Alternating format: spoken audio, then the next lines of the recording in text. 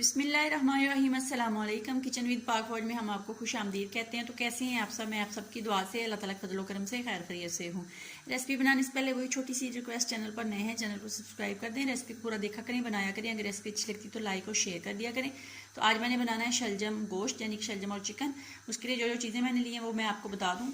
इस बास्केट में मेरे पास सब्ज़ लहसुन और प्याज और सब्ज़ मिर्ची, इसको मैंने काट लिया है। आधा किलो मेरे पास चिकन है और 1 किलो मेरे पास शलजम थे। इनको मैंने धो के छील के और अच्छे से काट लिया है। 3 बड़ी साइज़ की मेरे पास टमाटर हैं, 1 कटोरी मेरे पास दही की है, लहसुन और अदरक का पेस्ट है, स्पाइसी मसाले गरम मसाला 1 चम्मच, सूखा धनिया 1 चम्मच, हल्दी चाय का चौथाई चम्मच, नमक हस्बे ज़रूरत, सुरख मिर्च का 1 चम्मच। और यहाँ पे धनिया है, इसको हम काटेंगे जब हमारा सालन पक जाएगा। कुकिंग ऑयल का 1 कप मैंने ऑलरेडी इसके अंदर डाल दिया। तो इसके अंदर हम डाल देंगे अपना लहसुन, अदरक, वो सब्ज़ प्याज और सब्ज़ लहसुन डाल के इसको अच्छे से हम फ्राई करते हैं। जब लाइट सा पिंक हो जाए तो इसके अंदर हम टमाटर और लहसुन अदरक का पेस्ट डालेंगे, डाल के फिर आपको दिखाते हैं। ये जो धनिया है ये हमारे घर का है, मैं अभी बाहर से तोड़ के लाई हूँ। देखें कितना फ्रेश और कितना मज़े का है। तो ये देख लें जनाब, टमाटर अच्छे से मैश हो गया है। अब इसके अंदर स्पाइसी मसाले डालेंगे और फिर इसको अच्छे से भूनेंगे और पानी का छींटा लगाएंगे, फिर आपको दिखाएंगे।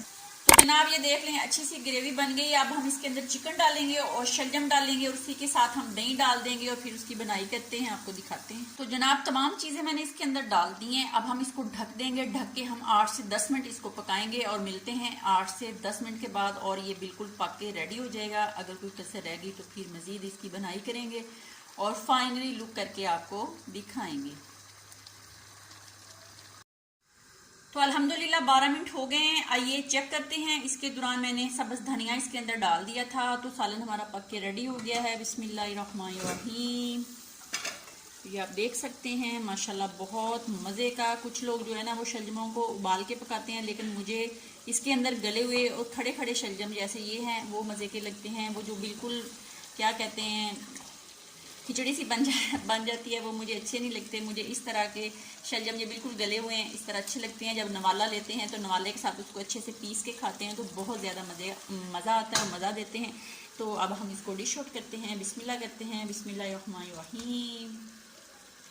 तो ये आप देख सकते हैं कितना मज़े का हमारा सालन जो है शलजम गोश्त पक के रेडी हो गया है। तो मेरे जो बड़े भाई हैं उनको बहुत पसंद है। तो आज की जो रेसिपी है अपने भैया के नाम, भैया आएँ और खाएं।